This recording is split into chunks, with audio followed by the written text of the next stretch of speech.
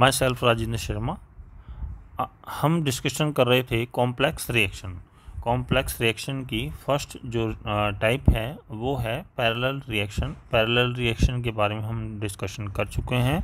उसके कुछ एग्जांपल्स हैं, जैसे कि एथिल अल्कोहल। एथिल अल्कोहल इसकी जो मेन रिएक्शन है वो है एथीन प्लस वाटर, इसमें प्रोडक्ट बनता है। और जो इसकी साइड रिएक्शंस हैं जिसमें कि एसिटाल्डिहाइड प्लस हाइड्रोजन, और दूसरी साइड रिएक्शन है जिसमें कि ईथर और वाटर बनता है। दूसरी जो पैरेलल रिएक्शन का एग्जांपल है फिनॉल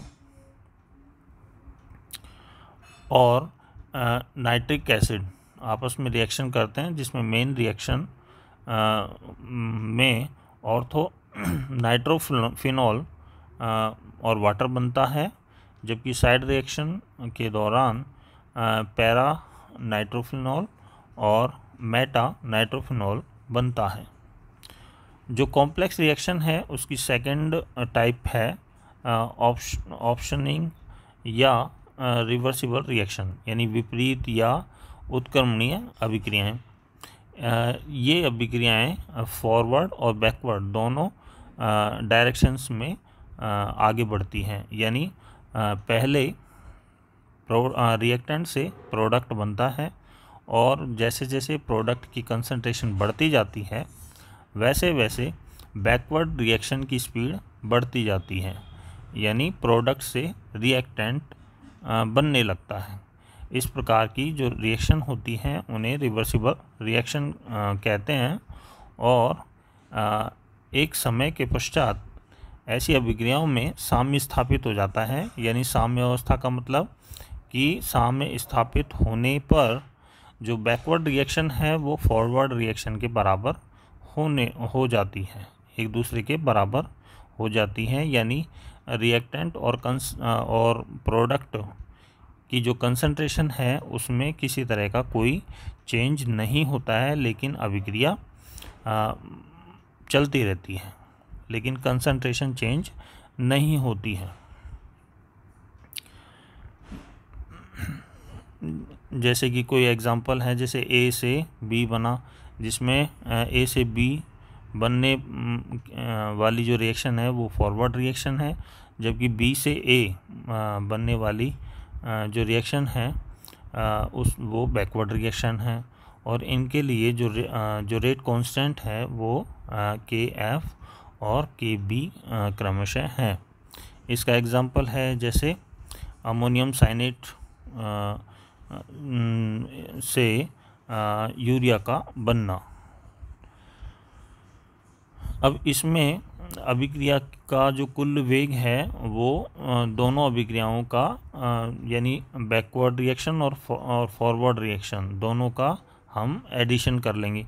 लेकिन जो बैकवर्ड रिएक्शन है उसमें जो अभिक्रिया है बैकवर्ड रिएक्शन, उसमें प्रोडक्ट से रिएक्टेंट बनता है, इसलिए इसमें माइनस का साइन आ जाएगा, यानी कुल अभिक्रिया का वेग अग्र अभिक्रिया का वेग माइनस पश्च अभिक्रिया का वेग के बराबर हो जाएगा। अभिक्रिया का वेग is equal to minus d concentration of A upon d t plus d concentration of B upon d T.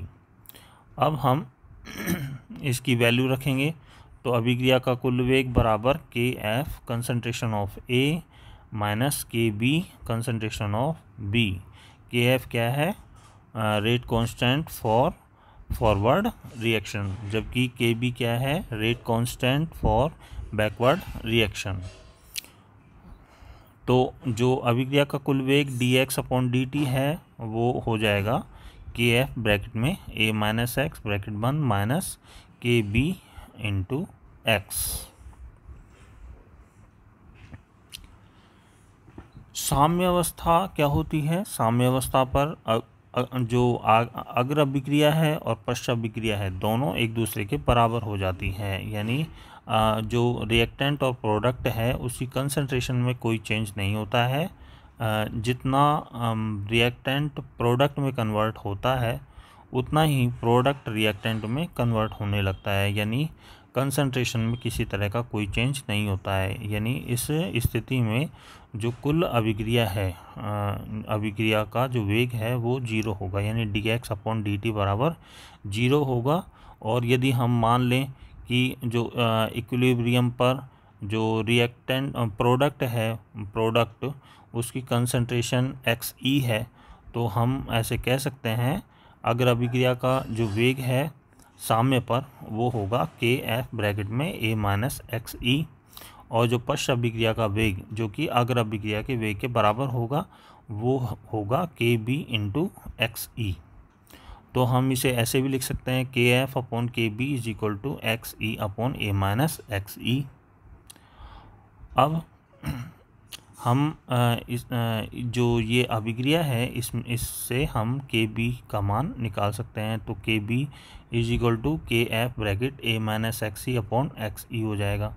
kb का जो मान है वो अभिक्रिया 1 में हम रख देंगे, अभिक्रिया जो 1 है उसमें हम रख देंगे। तो रखने पर क्या आएगा, dx/dt is equal to kf bracket में a minus x minus kf bracket में a माइनस xe/xe, ये kb का मान है, इंटू x। तो dx/dt इज इक्वल टू हम इसको कैलकुलेट करेंगे तो आएगा kf इंटू a ब्रैकेट में a xe minus x bracket बंद अपॉन xe।